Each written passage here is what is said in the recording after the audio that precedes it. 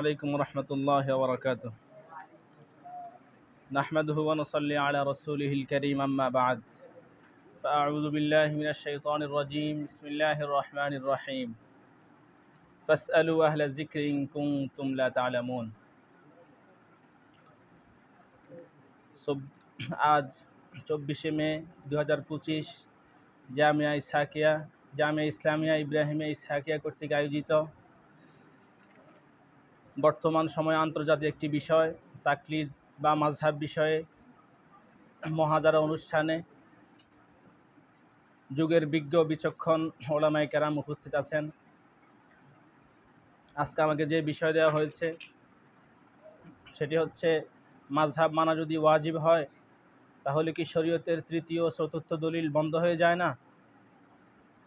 আমি আমার এই চুয়ালকে দুই ভাগে ভাগ করেছি। প্রথম চুয়াল হলো মাযহাব মানা কি ওয়াজিব, 2 নম্বর ভাগ হলো মাযহাব মানলে কি ইজমা এবং কিয়াস বন্ধ হয়ে যায়। আসেন অল্প সময় সামান্য আলোচনা করব। মাযহাব কাকে বলে?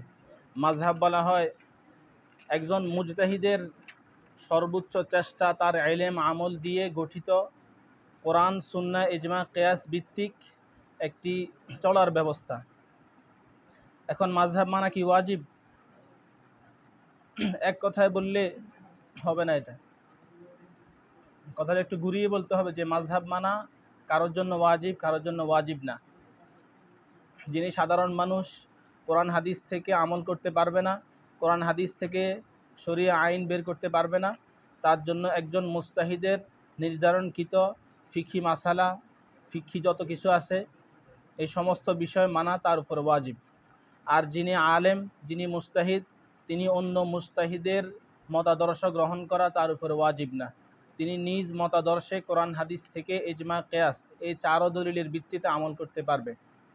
এখন আমার বিষয় হলো, যদি মাযহাব মানা ওয়াজিব হয়, যে যার উপরে মাযহাব মানা ওয়াজিব তার মাযহাবের উপর আমল করার দ্বারা কি ইজমা ও কিয়াস বন্ধ হয়ে যায়?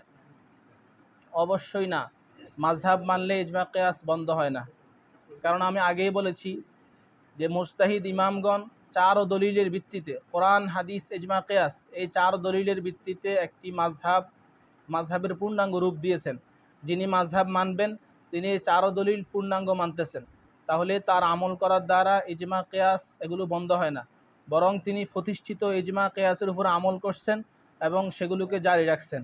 অপরদিকে যার উপরে মাযহাব মানা ওয়াজিব নয়, অর্থাৎ যিনি মুজতাহিদ, যার ভিতরে 5 গুণ রয়েছে, তিনি নিজের ইজতিহাদের যোগ্যতায় কোরআন হাদিস থেকে ইজমা কিয়াস সহকারে এই 4 দলিলের ভিত্তিতে ইসলামী আইন বের করে, শরিয়া আইন বের করে তিনি আমল করবেন, তাহলে তিনি নতুন করে ইজমা করতেছেন, নতুন করে কিয়াস করতেছেন।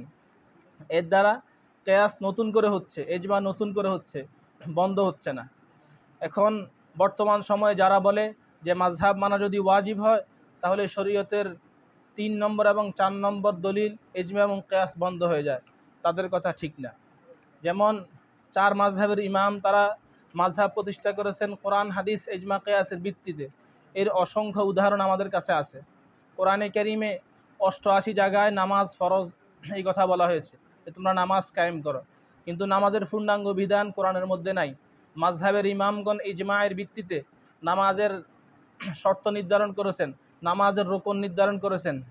এইভাবে যত বিধান রয়েছে, রোজা বলেন, হজ বলেন, জাকাত বলেন, সুদের বিষয় বলেন, ব্যবসার বিষয় বলেন, কোরআনে সামান্য সামান্য ইঙ্গিত দেওয়া আছে। এরপরে মাযহাবের ওলামায়ে কেরাম ইজমার ভিত্তিতে, কিয়াসের ভিত্তিতে এই সমস্ত বিধিবিধান বের করেছেন। এখন আসেন বর্তমান সময়ে কি কিয়াস করতেছে কেউ, বা কি কিয়াস করছে? 2-1টা উদাহরণ দিলে ভালো করে বুঝবেন ইনশাআল্লাহ। বর্তমান সময়ে ইজমাতে আছে, এর একটা উদাহরণ দিচ্ছি আমি। 1988 সালে 4টি ইসলামী ফিকহ বোর্ড, আন্তর্জাতিক ফিকহ বোর্ড, একটা হলো ওআইসি ইসলামী ফিকহ বোর্ড, আর একটা হলো রাবেতায়ে ফিকহে হানাফি পাকিস্তান, আরও অনেক আছে।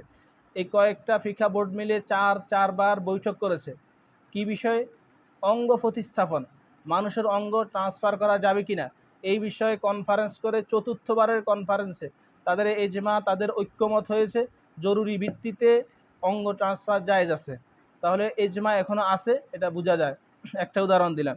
2 নম্বর আরেকটা উদাহরণ দেখেন, বর্তমান আধুনিক জামানায় আধুনিক ব্যাংকিং ব্যবস্থা রয়েছে, বলতে গেলে প্রত্যেকে ব্যাংকের সাথে জড়িত, ব্যাংকে লেনদেন করেন, কিন্তু কোরআন ও হাদিসে কোথাও স্পষ্ট ব্যাংকিং ব্যবস্থার বিষয়ে আলোচনা নেই। পরবর্তী ওলামায়ে কেরাম এই বিষয়ে সুনির্দিষ্ট আকারে ব্যাংকিং ব্যবস্থা, ব্যাংকিং কাঠামো তৈরি করেছেন। তারা বলেছেন যদি আমাদের এই নির্দিষ্ট কাঠামোতে কেউ ব্যাংকিং লেনদেন করতে চায় তাহলে তার জন্য বৈধ। এটাও একটা ইজমা হয়েছে। এখন আসেন, দুইটা ইজমার উদাহরণ দিলাম, কেয়াসের উদাহরণ নেন।